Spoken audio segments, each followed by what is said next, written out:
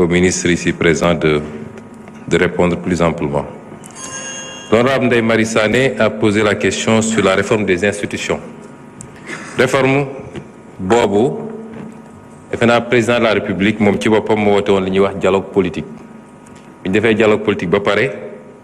ki nga xam ne moo doon facilitateur bi jox ko rapport bi mu jël rapport boobu daal ci taxawal benn kuréel boo xam ne ay borom xam-xam la jël pour ñu liggéey ci rapport bi traduire ko en mesures concrètes soit en proposition de loi en projet de loi wala les mesures réglementaires ci li ma xam kuréel googu pare na liggéeyam ba yéet na ko président de la République kon ci loxoom la nekk amaana ci fan yi di ñëw li mu ci war a def na ko ci def li war a ñëw assemblée ñëw ci yéen li war a jaar ci gouvernement conseil des ministres ñu jël ko comme acte réglementaire ak yeneen yu mel noonu waaye gëm naa ni yàggatul bu soobee yàlla. li dem ci reddition des comptes laaj nañu ndax lan moo waral lenteur yi nag dañuy xaaj ñaar ñi nga xam ne seen xam-xam dafa màcc jëm ci yoon dañ naan le temps de la justice ne peut pas être le temps des hommes ou quelque chose comme ça. Encore que la justice est supposée être faite par des hommes et pour des hommes. Mais am na lu yoon wax mooy traiter les dossiers dans un délai raisonnable. Lan mooy délai raisonnable nag lu ñuy apprécier la. Benn dossiers yi war nañ ko traiter avec rigueur et sérieux. Nit balaa nga koy jiiñ ba war koo woo ba war koo atte da nga war a def liggéey bu sérieux. Loolu ñu nangul ko magistrature wala justice ni que paraxe dossier gaawantu jiiñ nit bëgg a régler des comptes ñun bokkul ci suñu programme kon dossier yëpp nañ ko def teg ko ci yoon muy le temps de l'instruction bi jaar yoon ñu am ay preuves yu leer nañ wala ñu ñàkk preuve ñu xam ni lii la waaye rigueur boobu ñu laaj ci traitement dossier bi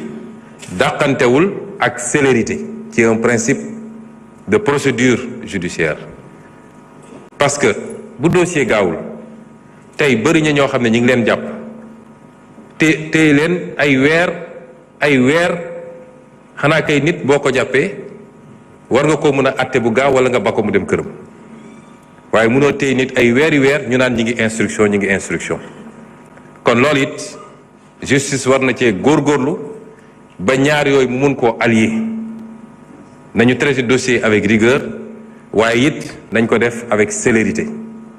or ci dossier yooyu ngeen tudd defe naa bi ñu commencé ak léegi weesu na at te benn renvoi amagul mooy tey ubbeeguñu benn procès ne ñi ngi àtte nit parce que instruction ba jeex na loolu nag dafay xaw a niroog yéex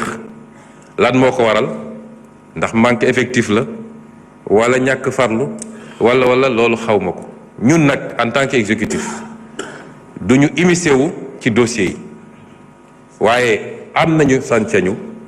ñoon sax ñun la ko wax mooy ñun ñoo war a veiller au bon fonctionnement du service public de la justice waaye duñu wax juge defal lii wala bul def lii te loolu bis bu ne ñoo ngi ciy def liñ ci war a def it ci suñu wàll mu jaar ci madame le ministre de la justice nga xam ne mënoon na tontu question bi sax waaye dama ko ramassé waale rek mun na am sax mu complété su dee am na lu mu ci yokk su dee am nay statistique la jëm nag ci ndax exécutif mi ngi traité correctement loolu moom aw ma ci sikki sàkk damay joxe exemple parce que sénégalais yu bëri dañ naan soo jëlee lu mel ni inspection générale d'État dañoo gëmloo nit ñi ni loolu compétence président de la République kese la moo tax ñenn ñi naan waaw Sonko wax na rapport sangam moom nu mu jotee sa rapport boobu te inspection générale d'État war a rendre compte exclusivement au président loolu ñàkk a xam loi yi la inspection générale d'État c'est logé à la présidence bu defee rapport am ba noppi président moo koy jox ordre de mission définir mission bi fixer même période bi bu defee rapport am ba pare communiquer ko ñu mu ko war a communiquer pour contradictoire am ñooñu tontu mu def rapport définitif am def li ñuy wax la note complémentaire def la fiche de synthèse day dem gis président toog ak président ñu jël proposition ñu def yépp benn période boobu yépp nag président am na ci sañ-sañ bu bari ndax le décret 2007-809 dafa wax ni président moom rek a am sañ-sañu approuver wala bañ a approuver une proposition moom rek bu ko neexee mu ne proposition bi approuvé naa bu ko neexee mu ne bii approuvé wu ma te proposition bu mu ne approuvé wu ma même su doon lu leer nañ kenn mënatu ci dellu si loolu la yoon wax bu président nag paree ba ne approuvé day bind ci kaw lu est approuvé mun na ne lu est approuvé sauf la proposition ou les propositions X, Y, Z mais bu xasee ba ne lu est approuvé le président est dessaisi du rapport amatu ci sañ-sañ amatu dootul des questions d'opportunité président mënul ne rapport bi kenn du ko exécuter foofu nag loi li mu wax le décret lu mu wax exemplaire numéro 1 président lañ koy jox exemplaire numéro 2 premier ministre lañ koy jox parce que le premier ministre assure l'exécution président mesure yi mu approuvé c'est des directives immédiatement et c'est le premier ministre qui en assure l'exécution loolu tax mu am un bureau de suivi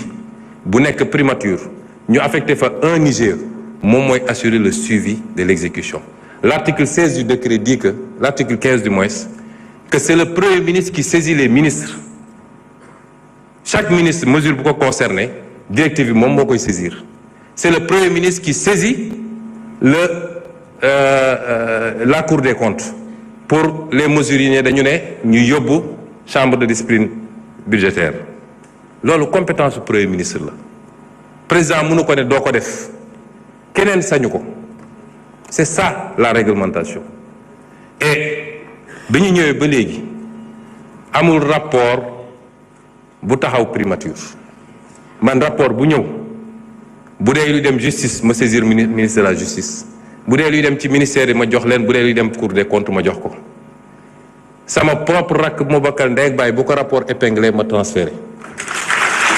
aw ma ci sikki sàkk rapport yu bëri ñëw na bi ñu toogee léegi les certificats nominatifs d'obligation nga xam ne bokk na ci rapport Cour des comptes ñëw na la CDC ñëw na le FERA ñëw na le fonds de développement routier dañ ko FDTT ñëw na mais yépp transmettre nañu bu nee nag dañ ne rapport bu 16 rapport boobu régime bi ñu fi wuutu moo ko defoon du ñun président bi ñu fi wuutu moo bind lu est approuvé sauf la recommandation numéro 2 mooy li inspection générale d'État ne statut honoraria bi am foofu président d'honneur bi fa nekk ànd ak ay avantages nañ ko supprimer boobu rek le président ne approuvé wu ma ko yeneen yi ca des yépp président da ko approuvé premier ministre bi fi newoon ci jamono jooju te waroon nekk fii honorable Amadou Ba commencé woon na exécuter rapport bi ba bind Moustapha Ba ministre des finances bind Abdoulaye Daouda Diallo président 16 un truc transmettre présidente sortante bi le rapport bind pour ñu saisir la justice yooyu yëpp mi ngi ko bind le 3 juillet 2023 kon rapport boobu du lu ñuy laam-laamee ndax dina dem wala du dem man nag continuité de l'état laa xam moo tax bi ma ñëwee la ma ca war a def naa ko li war a dem ci justice joxe naa ko li war a dem feneen joxe naa ko parce que noonu la war a demee comme yeneen rapport yépp kon amul lu ñuy téye ci rapport ku def ku coupable man xaw ma ko bu demee fi mu war a dem ñoom dinañ ko wax ma am yéene nag ñi mu concerné yépp yàlla na leen ci yàlla génne ba duñu coupable dara waaye su ma jotee rapport ñu ne jël nañu koppar bu toll noonu te jaarul ci fenn fu mu war a jaar sama obligation mooy ma transmettre ko te transmettre na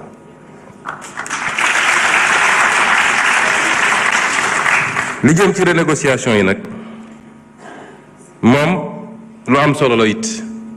ndax ñun dañ ko yàgg a wax ni niñ doon gérer suñuy ressources baaxul ak niñ ko pasare bi ñu commencé renégociation léegi su ma jëlee li jëm ci infrastructure yi rek niveau de surfacturation bu ñu découvrir en moyenne c'est 17% bu ñu defee moyenne bi ma def lu benn calcul bu ndaw boo jëlee montant total commande publique sur les infrastructures bu 2023 muy 1,859 milliards bu 2024 di 1,354 milliards bu doon da nga appliquer systématiquement la surfacturation dama bëgg sénégalais yi xam ni le combat pour la bonne gouvernance et la transparence c'est le b.a.-ba du développement parce que su ñu nee budget bi 6 000 milliards la ñu ne investissement yi 2 000 milliards la wala 1 000 milliards imaginez en moyenne 17% yoo xam ne ay surfacturation la te corruption ñëwagul boo ko jëlee ci 2023 rek c'est 316 milliards nga jël ko ci 2024 muy 230 milliards ñaari année yi rek mat na 546 milliards boo ko doon def projection te loolu benn rek la waxuma la les fraudes sur les exonérations waxuma la mais li xew ci réew mi su ko nit ñi xamoon man gëm naa ni minimum 40% du budget est détourné de son objectif dem ci ay postu nit donc le premier combat qu'il faut gagner c'est le combat de la bonne gouvernance ñu dugg ci nag sori ci may féliciter le comité bi ci liggéey am ci ay résultats yoo xam ne dinañ ci def point de presse spécialement ci li ñu renégocier lu ci bëri nag ñañ ko seqal d'accord nañu ni lii surfacturation la ba su am na ci ay yoo xam ne dañ koy delloosiwaat ci biir marché bi en quantité wala en qualité loo xam dañ ko ciy dugal mun naa jël ci wàllu éducation nationale benn marché rek am nañ ci 2000 places de plus mun nañ ko jël ci wàllu enseignement supérieur léegi le ministre des infrastructures mu ngi may jox un certain nombre de choses yooyu dafa bëri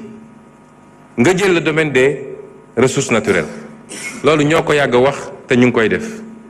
commencé nañu ci cimenterie yi lañ ci gis doy na waar te waxtaan nañu ak ñoom ba kenn ku nekk bi ñu la exposé li ñu gis ba pare base renégociation yi mooy dina am loo xam ne tey ci li ñu jàpp ni manque à gagner la foog nga dugal ko ci budget état dina am loo xam ne da ngay nangu ñu aligner la tout de suite ci droit commun bi nga xam ne dootoo am exonération loolu rek c'est 300 milliards de gagnés par année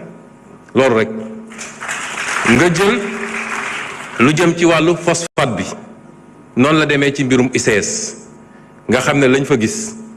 jéggi na dayoo recevoir nañ leen fan yi ba tegal leen ne leen lii ak lii la ñu gis te faaw rek ñu doxalee ko nii noonu la amee ci yeneen secteurs yépp yi ñuy renégocier le domaine de la santé les marchés des hôpitaux le domaine des infrastructures universitaires wax naa ko léegi liggéey boobu ñu ngi koy wéyal te yàlla may nañu ci pour le moment ñu am ci loo xam ne kawe na suñ jot wax nga léegi ba tudd nag rapport Petro-Tim loolu combat bu yàgg la su ngeen fàttali ko bindoon naa ci ab téere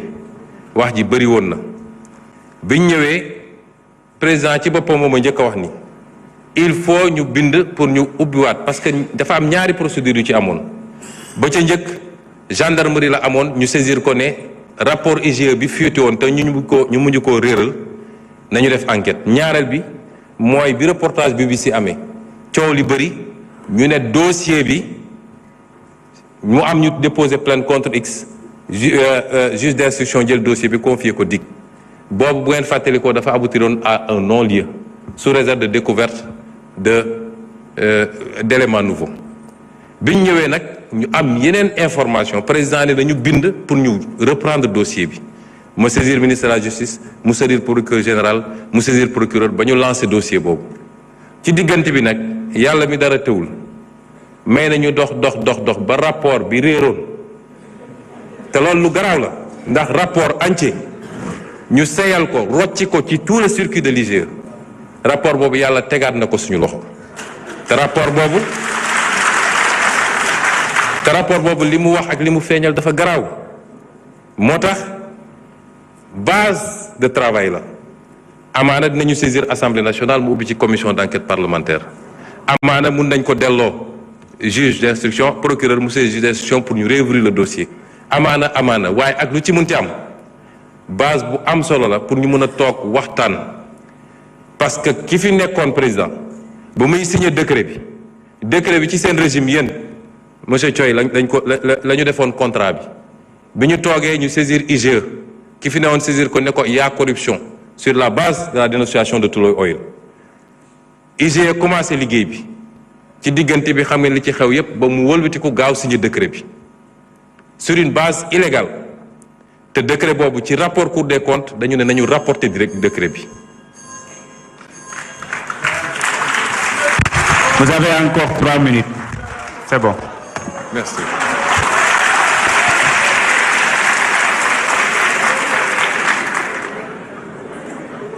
Donc dossier yooyu ñi ngi ci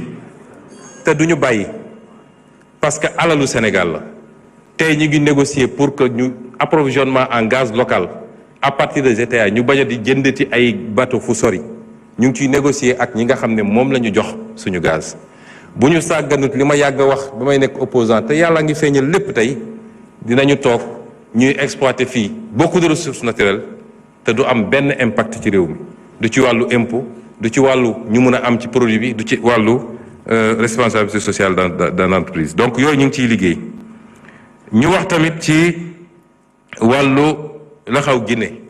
boobu duma ci sori parce que dafa relever ci prérogative bu président de la République defe naa démb def nañu communiqué gouvernement CEDEAO def na communiqué waaye lépp li ma ci mën a gàttal rek mooy am na ñun ñëpp sañ-sañ ne nag li xew Guinée ñëpp xam nañ ni combine la te teguwul fenn te la ca gën a gàtt nag mooy benn nañu yeggali processus ba commission ba waxan moo gañe ñaar ña ñu jàpp rawatina Domingos Pereira nga xam ne du woon sax candidat ñu jàpp ko ba xañ ko ay médicaments am nañ ko bàyyi te delloo ko ay médicaments am loolu moom du ma ci sori la ca des nag mbirum CEDEAO ak ñoom seen sama xalaat li ma ci xalaat xam ngeen ko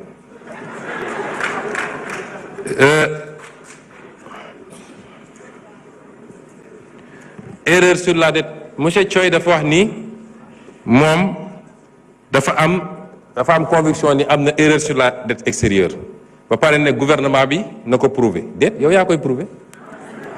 yow mi ne am na erreur gouvernement bi joxe na ay chiffres yow mi ne chiffres yi baaxul yaa ko war a prouver parce que Sénégal nag dafa neex gouvernement bi nee na lii la Cour des comptes ne lii la yow soo nee du loolu yaa war a andi preuve bi mais c'est pas nous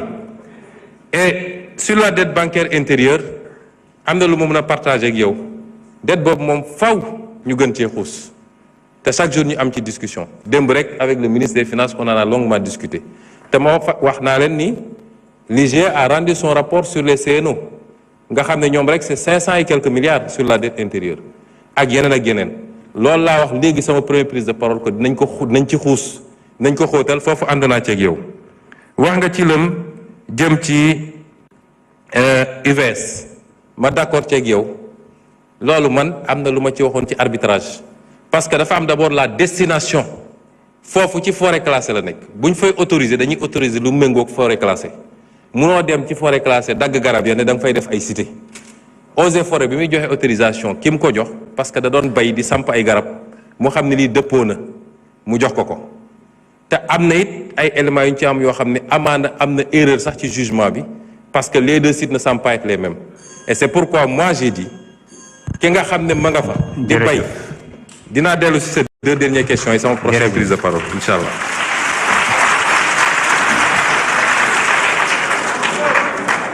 ñu ngi jox kàddu gi honorable Ndeye Awa Dieng Alioune Badara Diagne mën nga waajal.